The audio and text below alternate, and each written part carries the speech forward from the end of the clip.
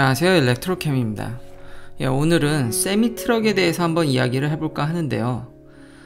가격은 둘째치고 안타깝게도 현재의 배터리 기술과 앞으로 발전될 배터리 기술을 예상을 해도 아직은 딱히 그렇게 현실성이 낮아 보인다는 것입니다. 테슬라도 출시를 많이 미룰 것 같다라는 게 제 예상입니다.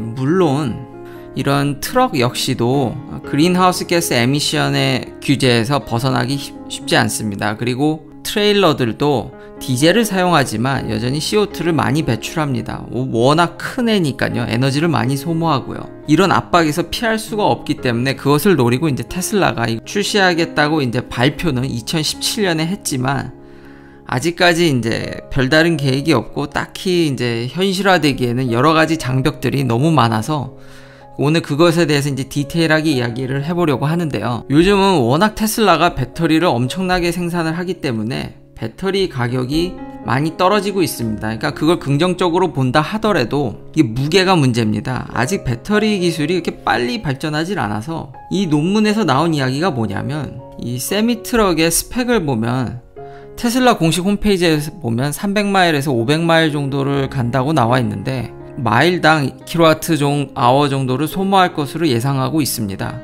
보수적으로 잡아서 2kWh면 500마일 갈 거면은 1000kWh의 배터리가 필요합니다. 그러니까 1MW죠. 1MWh입니다. 이렇게 되면 배터리 무게가 많아서 이 논문의 결과가 뭐냐면 배터리 때문에 적재함의 용량이 줄어들게 됩니다.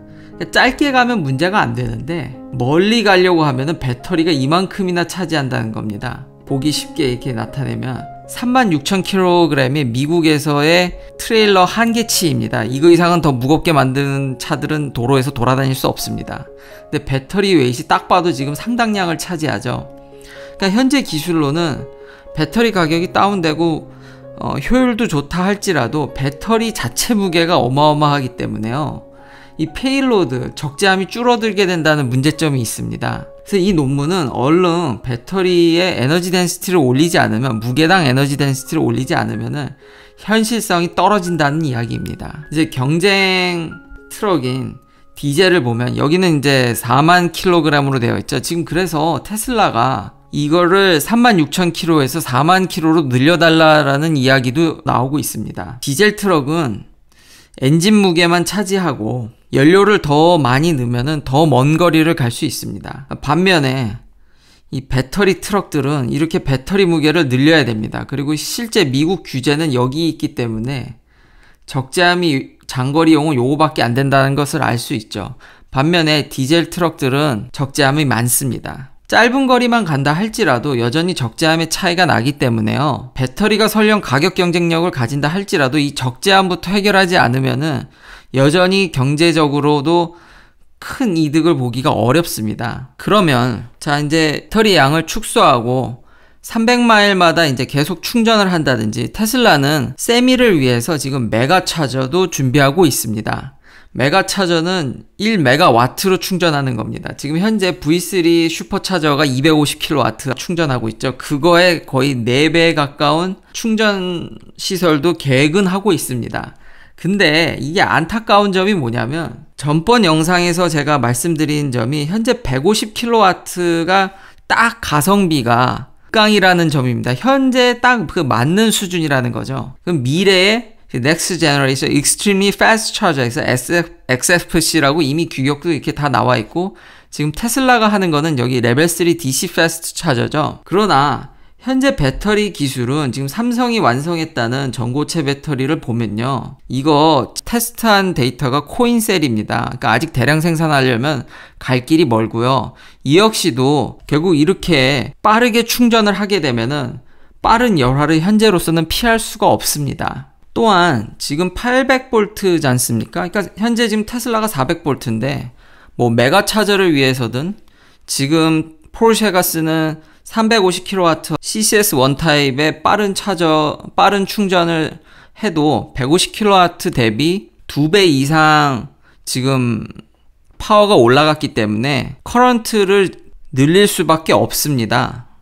그렇게 되면은 열이 더 나겠죠. 제가 계속 이 테슬라의 V2 슈퍼차저를 기준으로 삼는 이유가 뭐냐면 여전히 테슬라의 주력은 V2 슈퍼차저입니다. 어제 영상에 머스크가 계속 이제 V3를 확장하겠다고 했는데 그 확장되는 수준을 제가 체크해 봤는데요.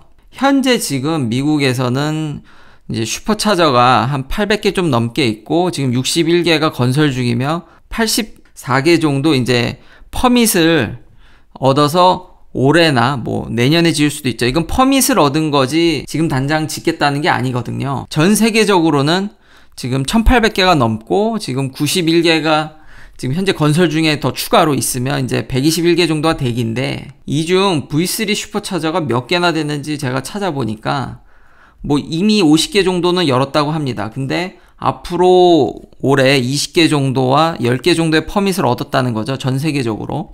그러면 나머지는 전부 V2입니다. 그러니까 테슬라도 이 V3 슈퍼차저 250kW부터는 커런트를 400V로 묶어놨기 때문에 커런트를 더 올려야 되기 때문에 열이 엄청나기 때문에 케이블을 리퀴드 쿨링 케이블을 쓸 수밖에 없습니다. 그래서 그거에 대한 특허가 나와 있고요. 이 케이블 저항은 길이에 비례하고 단면적에는 반비례합니다. 그러니까 케이블 두께를 두껍게 가져가야 됩니다.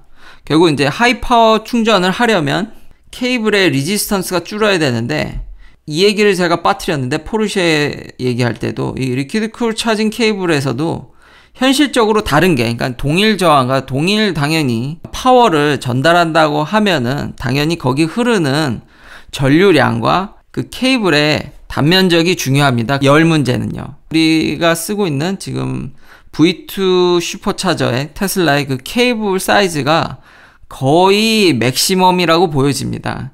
그러니까 더 많은 파워를 전달하려면 이 케이블 두께를 두껍게 해야 되는데 이게 굉장히 프랙티컬하지 않다라는 거죠. 굉장히 불편합니다. 물론 나중에 로봇이 충전해 준다든지 뭐 그렇게 되면은 당연히 이런 문제는 해결이 됩니다. 아까 그 논문도 보여드렸듯이 빠른 충전을 받아들일 수 있는 배터리만 있으면 다 문제가 해결이 되는데 그게 근시일 내에는 오지 않는다라는 데 문제가 있습니다. 먼 미래에는 당연히 800V로 다 바뀔 겁니다. 근데 그쯤 갔을 때쯤이면 테슬라가 웬만큼 시장을 다 점령하지 않았을까라는 저의 조심스러운 예측이 있습니다. 그때 가면 테슬라도 800V로 충분히 바뀌지 않을까라는 저의 예상입니다. 그리고 저런 리퀴드 쿨링 케이블을 쓰게 되면은 지금 누구도 그런 케이블을 써서 이런 충전 시설 인프라를 만든 적이 없기 때문에 갈 길이 멉니다. 이런 것들을 다 테스트해야 되고 제일 걱정되는 게 리퀴즈입니다. 그 안에 이제 쿨런트가 돌아다니기 때문에요. 현재로서는 그런 현실적인 이유 때문에 쿨런트를 넣은 케이블을 써야 되기 때문에 위험도가 상승합니다. 당연히 가격도 올라가고요.